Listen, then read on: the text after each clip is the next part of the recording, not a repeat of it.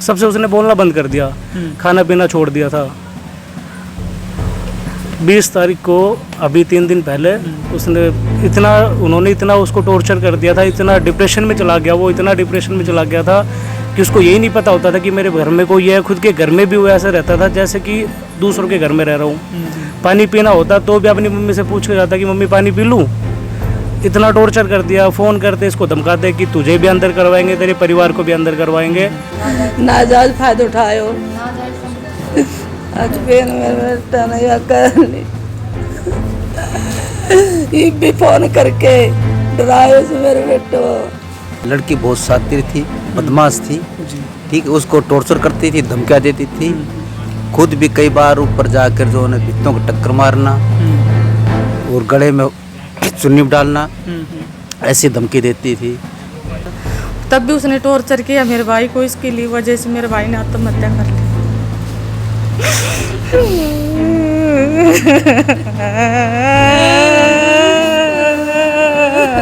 तो इतना डिप्रेशन में आ गयो तो कि उसको इतना भय दिखा दियो तो कि ये घटना हमारे सामने भी हुई है और डीएसपी को दफ्तर के सामने भी ये बात हुई है। मैंने पुलिस वालों से कहा भाई यहाँ आपने सीसी कैमरा क्यों नहीं लगा रखा इस साइड में। अब ये घटना इनके साथ जो मारा पिट्टी हो रही है ये कह रही है फिल्मा जब्ती हुई है, तो बोलो जी यहाँ तो है नहीं तो क्यों नहीं भाई, होना चाहिए ना। वो उसके नाजायज संबंध थे, मेरे भाई का घर बसाना नहीं चाहती थी वो। उसने मेरे ये उसका जीजा इतना शातिर, इतना होशियार, इतना चालाक, इतनी हमारे को बेइज्जती की, हमारी इतनी बेइज्जती करी उन्होंने। यानी कि उन्होंने ये कह दिया कि थारे गीत गाना जो गा लो मैं पुलिस में से मेरे कुछ नहीं बिगड़ेगा। हमारे तो लिपट भी गए थे वो, लेकिन हम तो बड़ी मुश्किल से बचकर। नमस्कार, आप देख रहे हैं स्टेट न्यूज हरियाणा और मैं हूं अमित अमन। रेवाड़ी जिले का गांव बउआ, जिसके अंदर की आज से 3 दिन पहले एक सुसाइड की घटना हुई थी और उसी परिवार के पास हम मौजूद हैं वो कारण जानने के लिए कि आखिर ऐसा क्या हुआ था कि उस व्यक्ति को सुसाइड करनी पड़ी थी। आइए चलते हैं इनसे, जो यहाँ पे लोग मौजूद हैं उनसे हम जान लेते हैं कि क्या कुछ हुआ था। काफ़ी लोग यहाँ पे मौजूद हैं हमारे साथ में, जो बुजुर्ग लोग हैं वो भी मौजूद हैं, जो लड़के के पिता हैं वो भी, और गांव के जो और भी लोग हैं वो भी मौजूद हैं। सब आप बताएं क्या कुछ हुआ था, ऐसी क्या घटना हुई कि उसको सुसाइड करनी पड़ी। ये घटना जो है केस चल रहा है 2021 से जी। महिला सेल के अंदर इसकी कंप्लेंट लगी हुई थी भिवानी थाना के अंदर, और इसकी शादी 2018 के अंदर हुई थी कोर्ट के अंदर जी।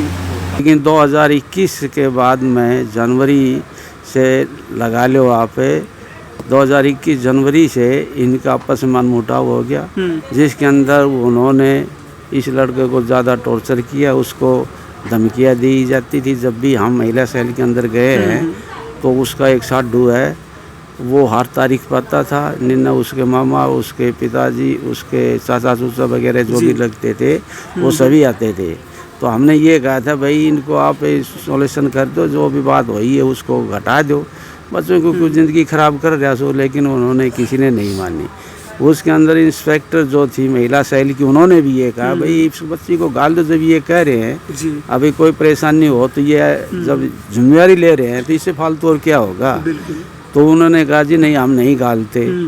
तो बोलो भाई क्या करो घर बैठाओगा, बोलो जी हम तो घर ही रखा। तो बोले शादी भी ना करवा कि घर बैठाओगा तो फिर कहाँ खातर शादी करी थी जी। अच्छा, सुसाइड करने वाले लड़के का क्या नाम था? तिलकराज जी। तिलकराज। और जहाँ पे शादी हुई थी ससुराल का, गांव का या जगह का क्या नाम था? कोट, भिवानी के पास कोट। अच्छा, भिवानी के पास है। हाँ। और जो आप अभी बता रहे हैं कि वो गुड़गांव में वहाँ पे रहते, तो क्या पूरा मसला वहीं से शुरू होता है? हाँ, वहाँ उसका जीजा रहता है जी। और वो यहीं का एखोड़ा गांव का निवासी है, और वो जब भी ये लेने के लिए गया उसको कई बार उसको बंद भी किया इन लोगों ने, और उस धक्का मार के उसको बाहर निकाल दिया। तो मैंने 25 तारीख को भी उनके पास फ़ोन किया था शाम को 5:25 5:26 के ऊपर, उसका मामा के पास भी किया था और उस साधु के पास भी किया। साधु ने तो फ़ोन उठाया नहीं, लेकिन उसका मामा ने फ़ोन उठाया था। तो उन्होंने बोला जी मैं 2-4 दिन के अंदर आपको मैसेज दे दूँगा, मेरी सिस्टर से बात करके मैं उस हिसाब जो को हो गया उन्हें घटा दो, आराम ने सुख शांति से अपने जीवन व्यतीत कर लेंगे।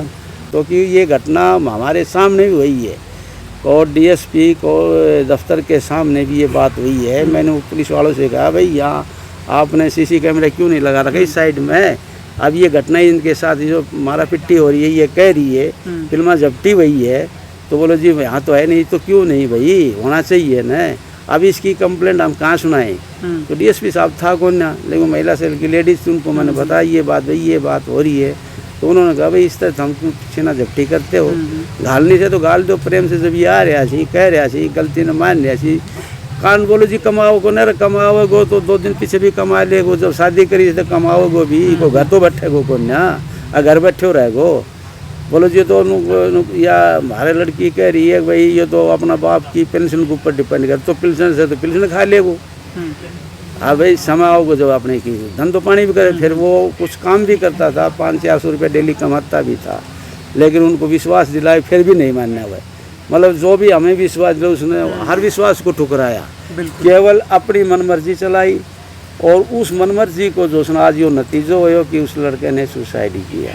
उनकी वजह से अगर वो उनको इतने प्रताड़ना नहीं करते, उसको इतना दबाव प्रेशर नहीं डालते तो आज ये कहानी नहीं होती। उसके 2 साल का लड़का भी है, वो भी उन्हीं के पास ही अभी, लेकिन उन्होंने एक नहीं सुनी किसी भी समाज के। वो भी पंचायत लेके गए, हमने सारी बात करी है, उनके घर पर भी 2 बार गए इसे, लेकिन हमारी एक भी सुनाई नहीं करी, जिस कारण से आज उसने इसे ये घटना को अंजाम दिया। ये बहुत ही दुखदायी घटना है कि वो जिसके पर गुजरती वो जानता है कि भाई इनके साथ क्या है। आज इनका बुढ़ापा का कोई सहारा नहीं, क्योंकि वही से एक लड़का है, वैसे तो बड़ा वो भी अपने मजदूरी करके अपना काम गुजरा, लेकिन जो इन्होंने अपनी जो आशाएं थी जो इच्छाएं थी वो उसी पर निर्भर थी। अभी चलकर हमें सुख शांति देगा, उनसे हम रहेंगे, लेकिन आज इनका सुख चैन जो सुविधा थी वो सब भी चौपट हो चुकी है। बिल्कुल, जो पिता हैं लड़के के उनसे बात करते हैं। चलिए सब आप बताएं क्या वजह थी, आप घर में रहे, आपका लड़का भी घर में यहीं पे रहता था, तो क्या कुछ था पूरा उनका जो भी था, लड़ाई झगड़ा सब कुछ आपको पूरा पता होगा, क्या किस बात के लिए? हमारी तरफ से कोई लड़ाई झगड़ा नहीं था। लड़की बहुत शातिर थी, बदमाश थी, ठीक है, उसको टॉर्चर करती थी, धमकियाँ देती थी, खुद भी कई बार ऊपर जाकर जो उन्हें भित्तों को टक्कर मारना और गले में चुन्नी डालना, ऐसी धमकी देती थी। तो वो अब जो था लड़की ने जो है ना उसको तेरे को ये धारा लगवाऊंगी, कैद करवाऊंगी, जेल करवाऊंगी, तेरी वो नहीं होगी और तेरे को मरवाऊंगी जान से, ये धमकी दी। तो लड़का डिप्रेशन में आ गया, दबाव में आकर के तब सुसाइड किया। हाँ जी, दबाव में आके धमकियाँ दी। पुलिस की भी धमकी दी, मेरा मामा पुलिस में है, मेरा जीजा पुलिस में है, सारी जड़ जो है परवीन की है जी। तो उसका जो अब ये परवीन कौन है? ये लड़के का साडू है जी, हाँ, उसी के पास रहती थी। जी, जीजा का नाम आप बता रहे हो? जीजा ये परवीन है, जिसकी गुड़गांव ढुट्टी है, अवैध संबंध थी, गलत लाइन थी उनकी। हाँ बिल्कुल। चलिए गांव के लोग हैं सर, आप एक बार थोड़ा सा आगे आएं। आप बताएं क्या कुछ था पूरा और किस वजह से इस युवा ने फांसी लगाई? जी, मैं तिलक राज के चाचा का लड़का हूँ। इनकी शादी 2018 में हुई थी। 2 साल बाद ही इनके बीच में मिसअंडरस्टैंडिंग होने लग गई। बाद में वो इतनी बढ़ गई कि वो लड़की अपने घर चली गई थी। इसने बहुत सारा प्रयास किया उसको लेके आने के लिए, जहाँ तक गांव परिवार भी गया, समाज भी गया, घर वाले भी गए, पर उन्होंने एक भी नहीं मानी। उनका यही था कि मुझे नहीं आना, एलिगेशन लगाते रहे इनके ऊपर झूठे। मिसअंडरस्टैंडिंग की वजह क्या है? वो मिसअंडरस्टैंडिंग वो अपनी जीजा से बातें करती थी, उसके उनके रिलेशन थे, और इसको इसका पता लगा, उसने बहुत समझाया कि तू मत कर ऐसा, फिर भी वो उसका यही था कि नहीं ये मेरे लिए इम्पोर्टेंट है। वो चली गई वहाँ पे, बच्चा भी हो गया। उसके बाद उसके जीजे का नाम परवीन है, गुड़गांव है, हरियाणा पुलिस में लगा हुआ है वो, और वो अपनी माँ के पास रहती नहीं थी, वहाँ पे रहती थी। उन्होंने केस किया, उसके बाद एलिगेशन करते रहे वो बार बार, और हमसे बहुत बार मिलता था। तिलक राज एक ही बात कहता था कि मेरी पत्नी का नेचर अच्छा नहीं है। हम बहुत बार मिलते थे, बातचीत होती थी कि मेरी पत्नी का नेचर बिल्कुल भी अच्छा नहीं है, और वो अपनी जीजे के साथ उसके रिलेशन है, और मोस्टली जितनी बार भी मिलते थे इतना हुआ। उसके बाद उसने एक बार अटेम्प्ट भी करने की कोशिश की थी। अच्छा, पहले भी कोशिश की थी सुसाइड अटेम्प्ट करने? फिर उसके बाद वो ठीक हो गया। फिर सबसे उसने बोलना बंद कर दिया, खाना पीना छोड़ दिया था। 20 तारीख को अभी 3 दिन पहले उन्होंने इतना उसको टॉर्चर कर दिया था, इतना डिप्रेशन में चला गया वो, इतना डिप्रेशन में चला गया था कि उसको यही नहीं पता होता था कि मेरे घर में कोई है। खुद के घर में भी वो ऐसे रहता था जैसे कि दूसरों के घर में रह रहा हूँ। पानी पीना होता तो भी अपनी मम्मी से पूछ के जाता कि मम्मी पानी पी लूँ। इतना टॉर्चर कर दिया, फ़ोन करते इसको धमकाते कि तुझे भी अंदर करवाएंगे, तेरे परिवार को भी अंदर करवाएंगे। वो इतना डर गया था कि उसने फिर एक ही ऑप्शन चुना कि यही सही होगा, अगर मैं मर जाऊंगा तो मेरी परिवार तो बच जाएगा। इतना टॉर्चर कर दिया था उसने, उसके जीजा ने, उसकी मदर ने, लड़की की मदर ने, उस लड़की ने, उसकी मामा ने, सबको इतना टॉर्चर कर दिया बहुत ज़्यादा। परिवार वालों को कभी कुछ उसने बताया? परिवार वालों से बता ही नहीं पाया वो कभी। वो सोचता था मैं क्या बताऊँ, किस मुँह से बताऊँगा। इतना परेशान था वो, इतना ज़्यादा किसी से बात ही नहीं कर पाता, अपनी परेशानी अपने अंदर रख के घूमता रहता। सोचा उसने, हमने बहुत सारी बातें पूछने की पर वही की बात करता था कि मेरी पत्नी का नेचर अच्छा नहीं है, वो गलत संबंध है, गलत काम करती है। वो हमेशा ये कहता था कि मेरी पत्नी गलत काम करती है। यही था उसका। 20 तारीख को फिर जी साहब क्या कहना चाहिए? मैं जी मुकेश कुमार, लड़के का जीजा। ऐसा है, हमें भिवानी कम से कम उन्होंने 10-12 बार बुलाया। हमें खुद टॉर्चर कर दिया उनको। इतना हमारे को इतना टॉर्चर किया हमारे को कि हमारा दिमाग काम करने से रह गया। ऐसी बातें बोलते, मर जा क्यों ना, क्यों आया है, मरा क्यों नहीं, इस तरह की भाषा। उसके मामा के पास फ़ोन करे तो मैं मेरी दीदी से बात करूँगा, दीदी के पास फ़ोन करे ठावे नहीं, फिर दोबारा मामा के पास फ़ोन करे तो बात करेंगे जी, सोचेंगे। हम 10 बार चक्कर काट के आए, इतने परेशान। गांव के बुजुर्गों ने पैर पकड़ लिए, हमने पैर पकड़ लिए। आखिर क्या कहते कि मर जावे तो हम इसका पीछा छुड़ जा हमारे से। दूसरी बात ये, उसका जीजा इतना सातिर, इतना होशियार, इतना चालाक, इतनी हमारे को बेइज्जती की, हमारी इतनी बेइज्जती करी उन्होंने। यानी कि उन्होंने ये कह दिया कि थारे गीत गाना जो गा लो मैं पुलिस में से, मेरे कुछ नहीं बिगड़ेगा। दूसरी बात ये, जब भी लड़का ये जाता, इसके जन्मदिन था उस दिन लड़का गया, गुड़गांव में एंट्री है लड़के की। वहाँ जाने के बाद लड़के को 10 बजे से 5 बजे तक बैठाए रखा। वहाँ एक मुलाजिम छोड़ दिया लड़के के पास में, कभी इधर उधर नहीं जाए। 5 बजे वो चला, वो फ़ोन करता अभी आ रहा हूँ मैं, और अंदर थाने में बैठा, बाहर नहीं निकला। नहीं मिलने दिया, बोल मेरे बच्चों से तो मिलने दे, मेरे बच्चों को तो मेरे देखने दे। न बोल नहीं मैं अभी आ रहा हूँ। आखिर वो लड़का हार के 5 बजे वहाँ से चला है। उसके बाद वो आया है। आने के बाद में उसने दिल्ली फ़ोन किया है। दिल्ली फ़ोन करने के बाद छूटती बोली मर जाना, के देखेगा, के जन्मदिन मनावेगा लड़के का। और दूसरी बात, फिर उसको पता चला कि होटल में उन्होंने एक कमरा बुक किया है, वहाँ जन्मदिन बनाया, पार्टी बनाई है उसने, दीपा ने और उसके जीजा, उसका क्या नाम भूल गया मैं, प्रवीण कुमार ने। फिर उसके बाद में मैं 10 बार फ़ोन किया, नहीं उठाया मेरा फ़ोन। उसकी माँ के पास किया मैंने 4 दिसंबर को, पता नहीं 5 दिसंबर को बात की। मैं कहा जी ऐसा है, बच्चों से गलती हो जाती है, आपस में मनमुटाव हो जाता है, आप भेजो। मैं कब आऊँ लेने के लिए? तो उन्होंने कहा मैंने तो केस कर रखा है, फांसी तोड़वा दूंगी इनके। और जब भी कहता भाई भेज दो आप बच्चों, गलती हो गई, कोई बात नहीं, कमाता है ये। कदे तो कहते 50,000 रुपये कमाता है, और कदे कहते कमाता नहीं है। हमारी तो बात ही समझ में नहीं आती। उधर जाते हैं तो पता नहीं क्या क्या गालियाँ बकते हैं। हमारे तो लिपट भी गए थे वो, लेकिन हम तो बड़ी मुश्किल से बचकर आए हैं। उसका मामा है, उसके पास फ़ोन करते भाई भेज दो जी, भेज दो, थारे पैर पकड़ा है भाई, बालक है, कोई बात नहीं, छोटा बच्चे, ज़िंदगी है इसकी, बात करूँगा जी। फिर तेरा ससुरा की जितनी तनख्वाह है ना, पेंसिल है, इतनी तो मेरी वाह जी जमा कर दे है इस बच्चों के नाम। हमारे तो नौकर खा जाए इतने टोंट मार तो। हाँ, हमारे को इतना टॉर्चर किया, कितना टॉर्चर किया कि मेरा दिमाग काम करने से रह गया। 10 बार जाना, कभी कावट जाना, कभी भिवानी जाना, कभी कावट जाना, कभी भिवानी जाना। दूसरी बात ये था कि उसका जीजा इतना, हम उसको समझाते, अब भाई तू मिलने नहीं दिया बच्चे से बाप को मिलने नहीं दिया, कितनी बड़ी ये बातें हैं।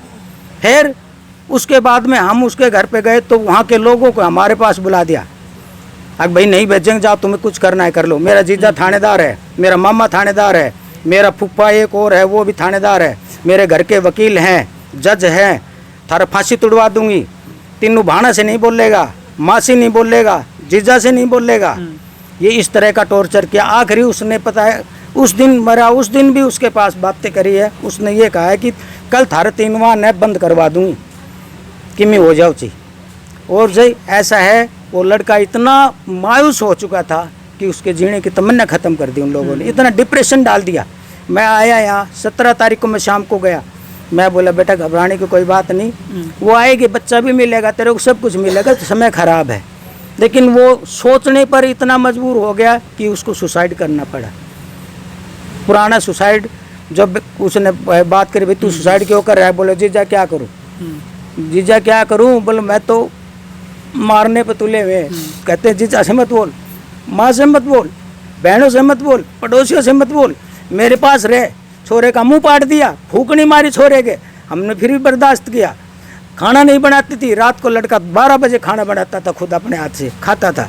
और भाई फ़ोन करते 2-2 घंटे फ़ोन पे अपने जीजा से और दूसरे किसी आदमी से बातें करती रहती। लड़का कहता किससे बात कर रही है, तेरे को क्या मतलब है, तेरे को क्या मतलब है, मैं कहीं से करूँ बातें, तेरा मेरा कोई संबंध नहीं है, यानी कि मैं तो मजबूरन तेरे साथ ब्याह करना पड़े, ये बातें बोलती थी लड़के को। फिर लड़का, उससे हम पूछते बेटा क्या बात है, बता हमारे को, हम तेरा जीजा है, बाप बराबर है, मगर तू मेरे एक ही तो है, मगो साला है, लड़का है, मेरे तो है नहीं, मगर तू है कि है, बता मेरे को क्या बात है, तू खुल के बात बता दे। ये है, बोले जीजा 15 लाख रुपए उन्होंने रिपोर्ट में लिखवा रखा है, 50,000 रुपये सैलरी। 50,000 रुपये सैलरी तो है कहाँ मगो भाई, 5-7 हज़ार रुपये 10,000 रुपये तो कमाता है तू, उसका तो गुजारा बहुत है मगो। एक आदमी परिवार में अगर 10,000 रुपये भी कमाता है, 500 रुपये भी कमाता है, 15,000 बनते हैं तो भी गुजारा बहुत है। और उस लड़की को कोई तकलीफ नहीं थी, तकलीफ उसके जीजा ने थी। तकलीफ उसके जीजा को यूँ थी कि अच्छा ब्याह हो गया, इसका तो अच्छा ब्याह हो गया, मेरा सारा ब्याह नहीं हुआ अच्छा ऐसे, इसको दहेज दे दिया, क्या है, कुछ भी नहीं है।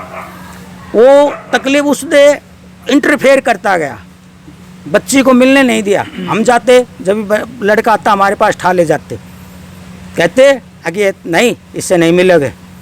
जब भी जाता तू मरा को नहीं, मरा को नहीं। अब बच्चा बताओ कितने, हमारे को बोले, मेरे को खुद बोली तू मरा को नहीं, जीजा आ गया इसके साथ आ गया, दोनों मर जाते मोटरसाइकिल पे। बताओ ये बातें बोलती हैं, बताओ। अच्छा, अब कोई सुसाइड नोट भी लिखा हाँ सुसाइड नोट है, ये रहा। क्या लिखा है इसमें लिख रखा है जी वो परेशान है, ये देख लो आपके सामने सुसाइड नोट। एक बार पढ़ के बताओ आप। बिल्कुल, मेरे को दिखाई कम देता है, ये चश्मा नहीं है। आप एक बार पढ़ के बताओ। ये पहले का है उनका ना, जब उन्होंने पहले अटेम्प्ट किया तब का ये। ये सामने दिखा दो। और इसमें जो मोटी मोटी बातें वो बता दो। ये मोटी मोटी बातें इसमें ये लिख रखा है, सुनो मैं बताता हूँ, पढ़ के बताया बस। ये देख,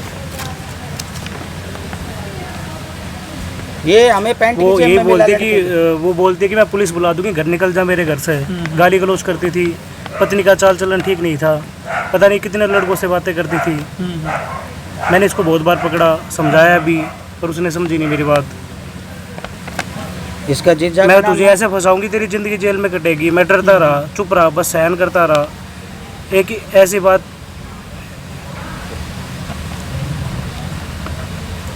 मैं परेशान हो गया था अपनी ज़िंदगी से, इसने झगड़ा किया मेरे साथ, बस ऐसी बहुत सारी बातें थी। और इसमें मेरे मरने की वजह 5 लोग हैं, दीपू, उषा, परवीन, रितु और संदीप।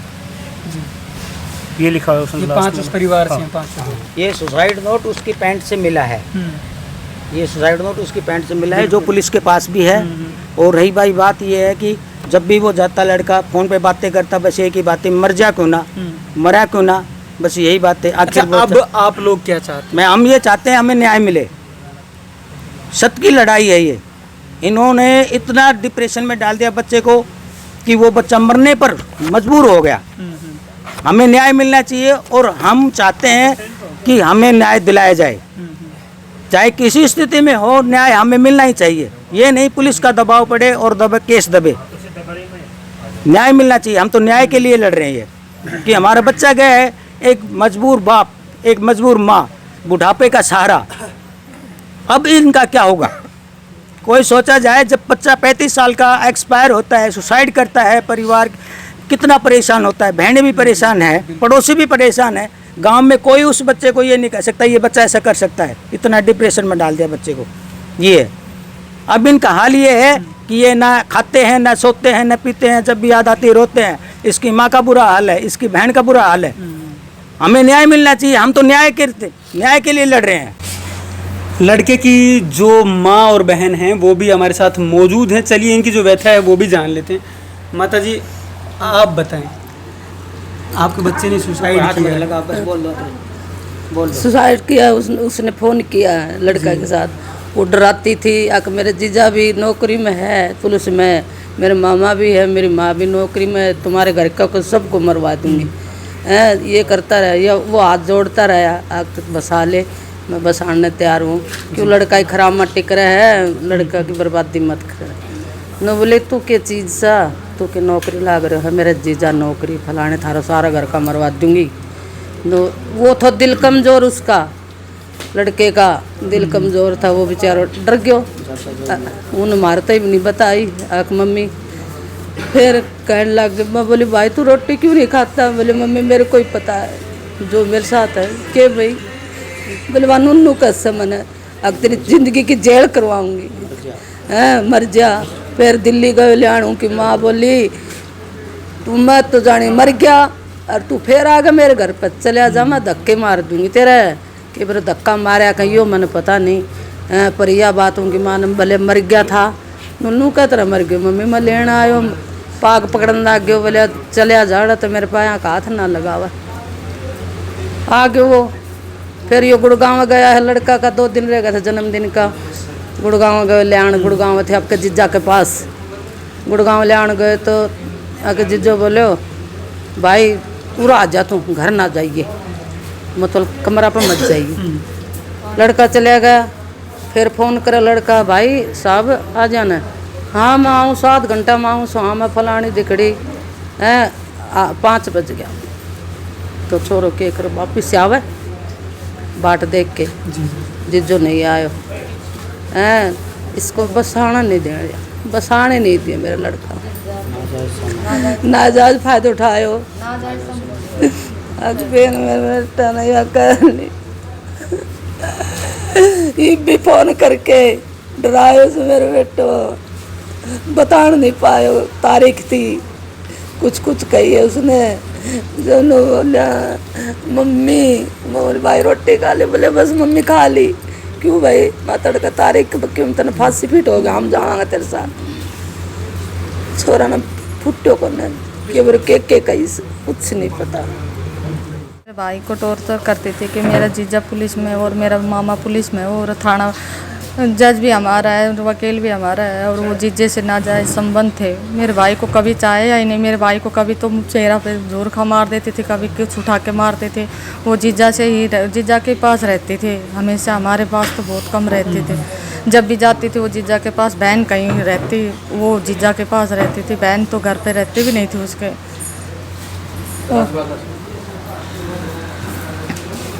वो उसके नाजायज संबंध थे।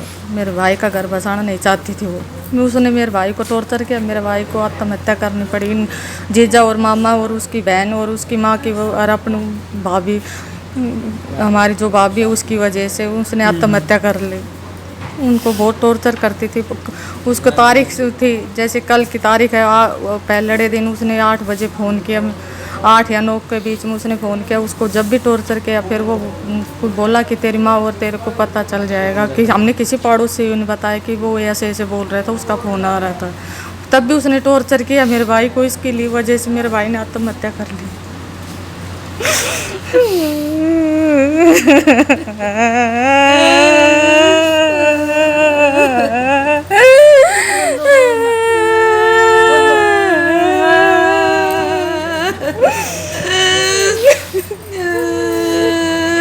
चाची हूँ, लड़के की चाची हूँ मैं।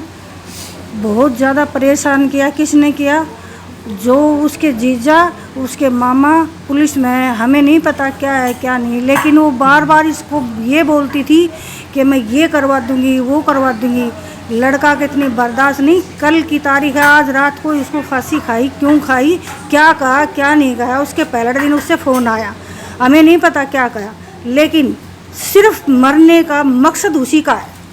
सास रेलवाड़ा इतना दबाव देते थे कि उसको बहुत परेशान करते थे। जीजा और हमें जीजा के और उसके दीपू के नाजायज संबंध थे। हमेशा जीजा के पास रहती, इसकी बहन आधी बार रहती, आधी बार पता नहीं कहाँ रहती, हमें ये तो पता नहीं, लेकिन हमें पक्का पता है कि उसका नाजायज संबंध है। इतना दिन तक जीजा ने कोई साड़ी रह नहीं सकती। कोई इंसान नहीं है जो अपनी औरत ने अपना साडू के पास कोई देख सकता है, कोई नहीं देख सकता। ठीक है, जब जाए तभी उसको दबाव देवे कि तू आ गया, मरिया नहीं, फलाना है, दिकड़ा है, जो भी कुछ भी है तो उसका जीजा और उसका मामा ही है, क्योंकि वह पुलिस में है, हमारे कोई पुलिस में नहीं है। उसका बस यही है हमारा कहना है कि हमने न्याय चाहिए, न्याय चाहिए, न्याय चाहिए। हाँ जी, मैं उसकी भाभी हूँ, पड़ोस में मेरा घर है उसका। नहीं, वो हमेशा जो भी वीडियो वगैरह टॉर्चर वगैरह किया करती थी वो मेरे को दिखाते थे कि देखो भाभी उसने ये बेचा, ये बेचा। कभी बच्चे की तरफ से ब्लैकमेल किया करती, कभी खुद की तरफ से, और हर बात थोड़ी बहुत शेयर किया करता था मेरे से कि भाभी मेरे को है ना टॉर्चर करते।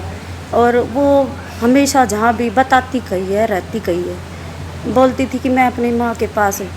और जब वो बात करता था ना वीडियो वगैरह, तो वो जीजा के घर पाया करती, और बस यही कहा करता। उन्हें टॉर्चर किया कि मैं तेरे को, तुम मेरे लिए तुम मर गया, और मैं तो बच्चा तो मेरी माँ रख लेगी और मैं और कहीं चले जाऊँ। तब उसने सुसाइड किया।